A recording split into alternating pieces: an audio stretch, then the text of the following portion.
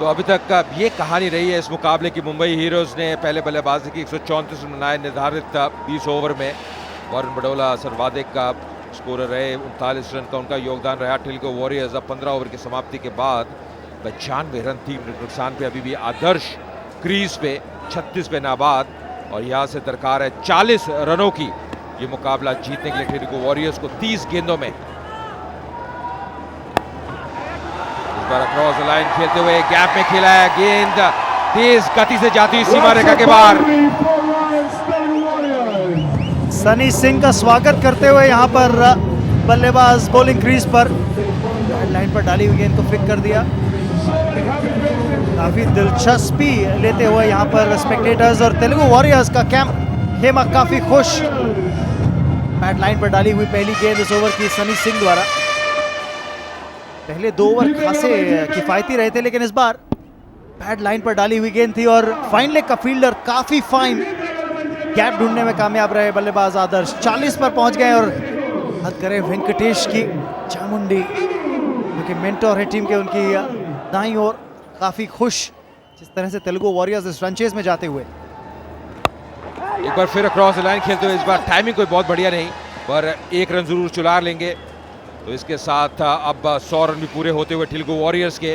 यहाँ से अब 35 रन और चाहिए मुकाबला जीतने के लिए। और ये जरूर कहना होगा कि अब सनी का जो पहला स्पेल था 2 ओवर का, वो बहुत किफायती था, मात्र 6 रन खर्चे, और अब नए स्पेल की 2 गेंदों में उन्होंने 5 रन दे दिए हैं।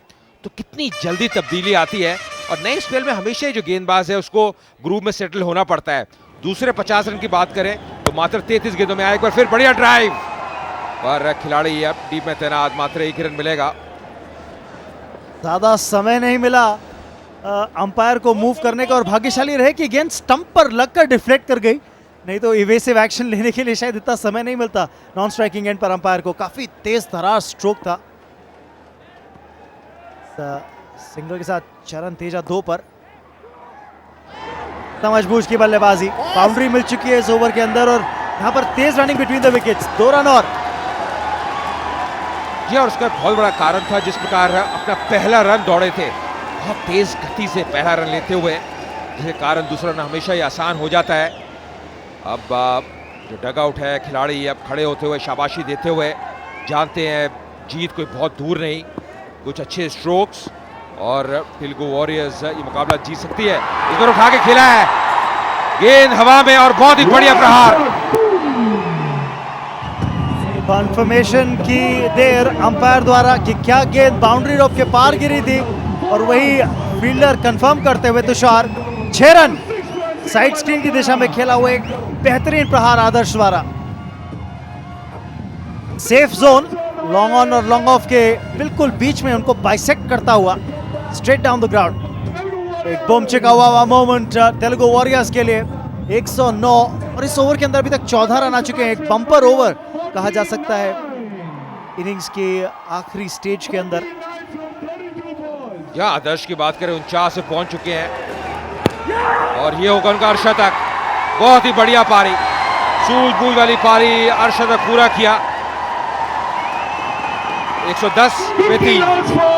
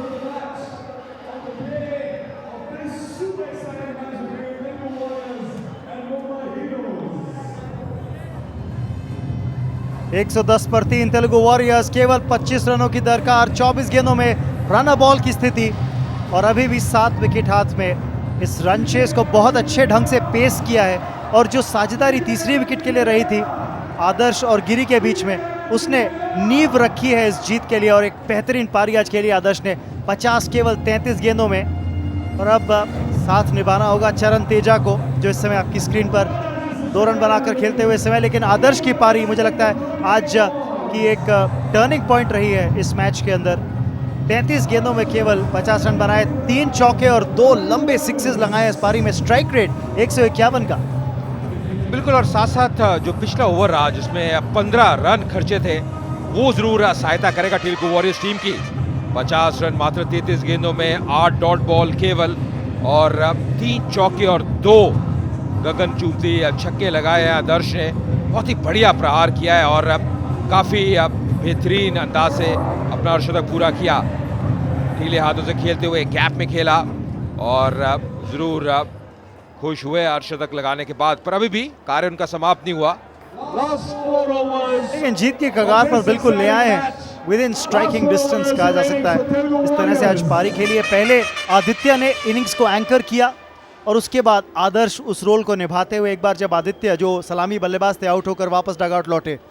और इस जीत के साथ तेलुगु वॉरियर्स लग रहा है कि जो जीत आज हासिल करेंगे, 2 बैक टू बैक जीत उनके नाम दर्ज हो जाएगी और अपना दावा सेमीफाइनल्स में पहुंचने का बहुत स्ट्रॉन्ग ढंग से पेश कर सकते हैं।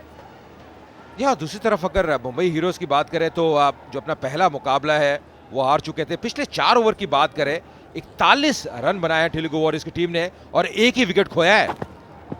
और औसत बहुत ही बढ़िया, एक बार फिर बैड लाइन में ड्रिफ्ट करते हुए बॉबी फाइन लेग क्षेत्र में अच्छा कार्य किया, अच्छा रिकवर किया। बॉबी देओल, जब गेंद उनकी तरफ गई, रिएक्शन क्राउड का देखने वाला था। सही लाइन नहीं यहां पर डालते हुए शब्बीर अहलूवालिया। सबसे ज्यादा स्कोर कौन करेगा आज, जहां तक रन्स का सवाल है। आफ्ताब को मिले 18% वोट, शब्बीर अहलूवालिया को 10% के वोट्स मिले, रामचरण को 57% वोट मिले, रघु को 15%।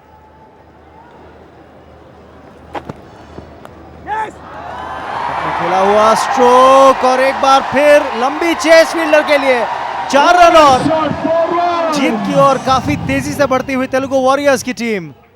बेहतरीन प्लेसमेंट यहां पर चरण तेजा द्वारा। जी हाँ, जो गेंदबाज की गति है उसका इस्तेमाल किया, बल्ले का मुंह खोला और गैप में खेला। हालांकि अच्छा प्रयास था थर्ड मैच क्षेत्र पे, पर बहुत तेज गति से जो गेंद है वो ट्रैवल कर रही थी। और देखिए रिएक्शन, बहुत ही खुश, अब मुस्कुराते हुए, जानते हैं जीत काफी करीब।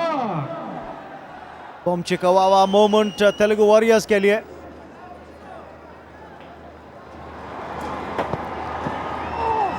जो द क्रीज से गेंदबाजी करते हुए एक बहुत ही स्ट्रॉन्ग अपील विकेट कीपर की, लेकिन गेंदबाज कन्विंस नहीं थे और अशोका डिसिल्वा नकारते हुए विकेट कीपर की अपील को। क्या रेफरल मांगा जाएगा यहां पर मुंबई हीरोज द्वारा? जी हां, शब्बीर अहलूवालिया अब संकेत करते हुए एक रेफरल मांगते हुए। विकेट कीपर काफी नाखुश थे कि पहले ही सिमल्टेनियसली अपील क्यों नहीं करी। मुझे लगता है कि एक सही निर्णय भी है, क्योंकि एक चांस ले रहे हैं। अगर आप प्रभावित हैं बतौर गेंदबाज, आपको लगता है कहीं ना कहीं आपको आवाज आई है या कोई डिफ्लेक्शन है, तो आपका रेफरल बचा हुआ है। ये ऐसी स्थिति है कि अगर 1 विकेट मिल जाती है तो मैच का जो रुख है वो बदल सकता है। और बिल्कुल सही डिलीवरी, लीगल डिलीवरी काफी अंदर से डाली हुई शब्बीर द्वारा। बढ़िया गेंद थी, लाइन अच्छी थी और देखना होगा क्या कोई डिविएशन थी। खड़े खड़े अब खेलने का प्रयास किया था। स्निकोमीटर की गैर मौजूदगी में कई बार थर्ड अंपायर के लिए काफी मुश्किल हो जाता है इस तरह के डिसीजंस के ऊपर एडजुडिकेट कर पाना, अगर विजुअली कोई डिफ्लेक्शन साफ जाहिर नहीं हो तो। और यहाँ पर विजुअली देखने में कोई ऐसा डिफ्लेक्शन, बड़ा डिफ्लेक्शन नजर नहीं आता हुआ। खासी मुश्किल में होंगे थर्ड अंपायर इस डिसीजन पर। मुझे लगता है अगर कोई भी बेनिफिट ऑफ डाउट है तो वो बल्लेबाज को जाना चाहिए। या मुझे लग रहा है कि अब कहीं ना कहीं अब जो गेंद की गति है उससे बीट हुए थे, बल्ला लेट आया और कोई भी डिविएशन नजर नहीं आ रही। जो गेंद की जो लाइन है, जिस लाइन पर डाली है उसी को बरकरार रखा। तो मुझे लगता है कि अब सही निर्णय था एम्पायर का, अशोका डिसिल्वा का, और डिसीजन नॉट आउट ही होना चाहिए। बिल्कुल। तो अपना दूसरा रेफरल जो था इस मैच का वो भी गवाती हुई मुंबई हीरोज की टीम। लेकिन मुझे लगता है जैसा आप कह रहे थे अजय, पहले चांस लेना बनता था। यहाँ पर ज़रूरी था कि एक चांस ले, देखें अगर विकेट मिल जाए, क्योंकि आस्किंग रेट लगभग 6 का है। एक नया बल्लेबाज मैदान पर उतरता तो प्रेशर डालने की कोशिश कर सकती थी मुंबई हीरोज़ की टीम, लेकिन डिसीजन मुंबई हीरोज़ के फेवर में नहीं जाता हुआ और ड्राइविंग सीट पर इस समय तेलुगु वॉरियर्स की टीम। कदमों का इस्तेमाल करके आगे अक्रॉस द लाइन खेलने का प्रयास, गेंद लगी पैड पे, फिर से अपील की थी पर अब कोई भी रेफरल शेष नहीं है। और शायद इसी बात से थोड़े से नाखुश हैं शबीर अहलूवालिया, क्योंकि पिछली बार कन्विंस नहीं थे कॉट बिहाइंड के लिए। इस बार इस अपील में काफ़ी कन्विंसिंग रिएक्शन था शबीर अहलूवालिया का। बहुत ज़्यादा वाइड ऑफ द विकेट जाकर डिलीवरी स्ट्राइड के अंदर गेंद को रिलीज करते हैं, एंगल बनाते हैं। इस बार ऊंची लगती हुई पैड पे अपील ज़रूर थी, लेकिन लेग बिफोर का डिसीजन फेवर में नहीं मिलता। लेग बाय का इशारा अंपायर का। जो उनके हाथ की रोटेशन है वो काफ़ी तेज़ है। रेडियो सिटी 91.1 FM, भारत का सबसे नंबर 1 FM चैनल, जो कि रेडियो पार्टनर है CCL 3 का। आखिरी गेंद शबीर अहलूवालिया के स्पेल की, अच्छी गेंदबाजी करी है आज। इकोनॉमी रेट लगभग 6.5 का, लेकिन एक विकेट निकालने में भी कामयाब थे। बेहतरीन शॉट और गेंद बाउंड्री रॉप के पार जाती हुई 6 रन ओवर की आखिरी गेंद पर। 122 पर 3 तेलुगु वॉरियर्स।